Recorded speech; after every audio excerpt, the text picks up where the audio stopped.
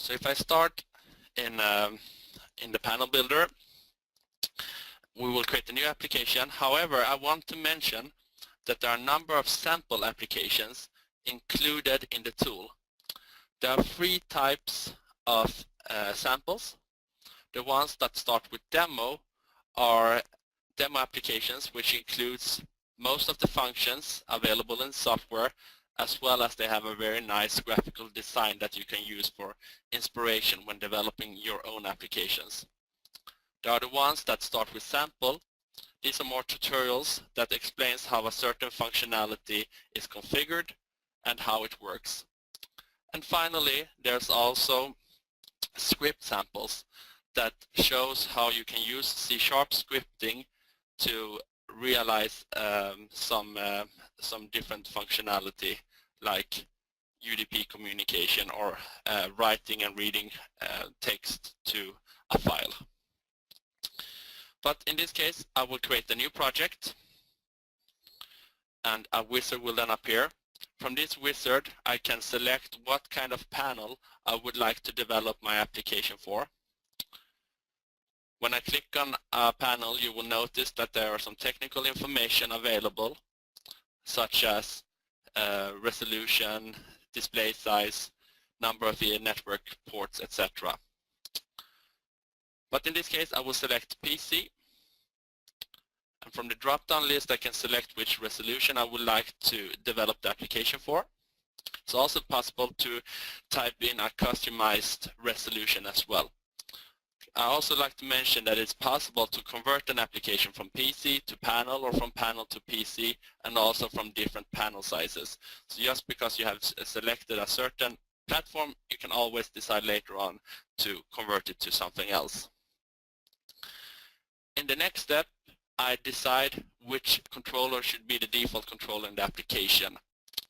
And as you can see, we have a very extensive drivers list. We support more or less all of the major players on the automation market. For an example, Siemens, Allen Bradley, and of course, most importantly, ABB. For the ABB, we have drivers for the AC31 and AC500, which are Modbus based. We have Comly, both master and slave support. We have support for the freelance, control network, and total flow controllers as well. During this demonstration, I will connect to a soft controller, AC800M soft controller running on my PC. So I will use the control network driver. It's also possible to connect to OPC Classic, OPC DA server, or to an OPC UA server as well. Finally, I click on Next and I give my application a name. And I click on Finish. The application is now constructed and opened in the editor. As Ricken mentioned earlier on, the software is based on a ribbon menu, very similar to the ones that you will see in PowerPoint and Excel, for example. Each tab in the ribbon menu has certain functionality. I will now go through the most important ones. So in the home ribbon menu, you have your objects. So objects means, for example, a circular meter, a button object, or an analog numeric, for example. Some of the functions that is supported by this software, similar to PowerPoint, is you have snap lines, which makes it easier to align objects to each other. You also have the possibility to select multiple objects and changing common properties in just one single action, which saves a lot of time when developing your application. In the General ribbon tab, you will find the object-specific properties, the ones that are unique for the selected object. So if we look at the circular meter, you will notice that you have settings for the minimum and the maximum value, values that defines the low, mid, and high region, etc. If I select the button object, you will notice that I can now change the button's text, for an example, or I could select a picture that I would like to display in the button, and so on. If I select my analog numeric object, I could, for an example, add a suffix or change the presentation format to decimal or something else. So general ribbon tab is always the object specific and unique properties. And then finally, very important tab is the one called actions. With the actions we can define what should happen when, for an example, clicking on a button or any other object. So if I select my button object, then click on actions, I can define what should happen when clicking on this button.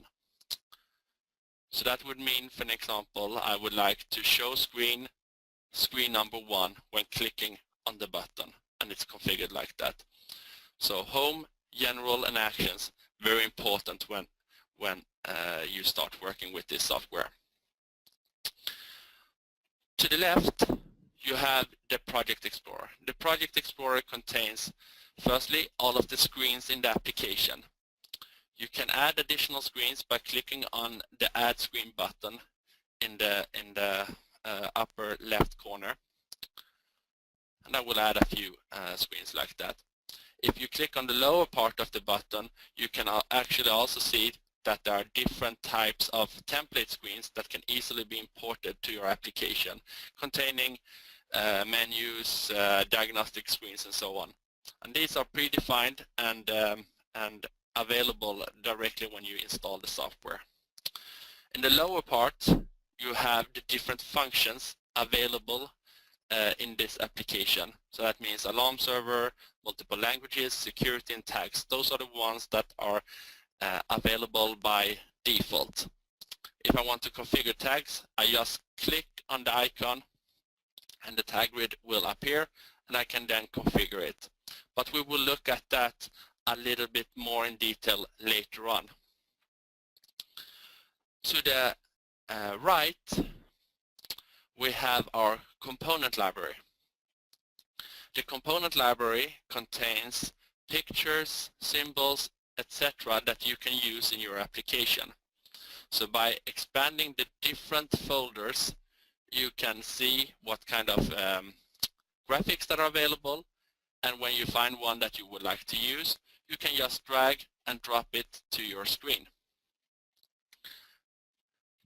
If you're looking for a specific icon and you know the name, you can also filter by typing in a text. So in this case, I will find my warning icon and add it like this. And it's also possible to create your own groups of objects and store it in the component library so that you could reuse it later on. So if I, for an example, select 4 objects, right-click and select Group, right-click and select Copy.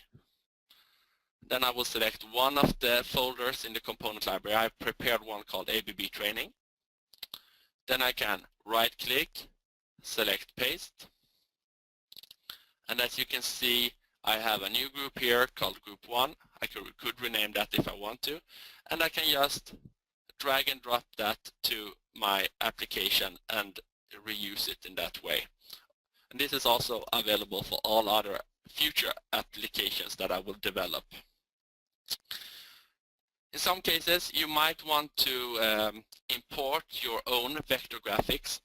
The vector format supported by Panel Builder 800 version 6 is the SAML format. So the vector symbol needs to be in that format. A tool, there are many tools available that can generate that kind of graphic. Is, for an example, Microsoft Expression Design. So in this case, I've prepared a symbol that I will export and make available for the panel builder. So I just need to select the symbol I need to export it as a SAML file, and I need to decide where it should be stored. I will store it on my desktop and give it a name, and then I click on Export All. Now this SAML file is generated, stored on my desktop. I go back to the panel builder, right-click on one of the folders and select Add Component. Then I just need to navigate to the desktop, select the SAML file, and then finally I can add it to my screen, as simple as that. So it just takes a minute or so to import your own vector graphics to the software. And the nice thing with these libraries is that you can share them with your colleagues or customers, and by that you can build your own libraries and in a very efficient way develop your applications.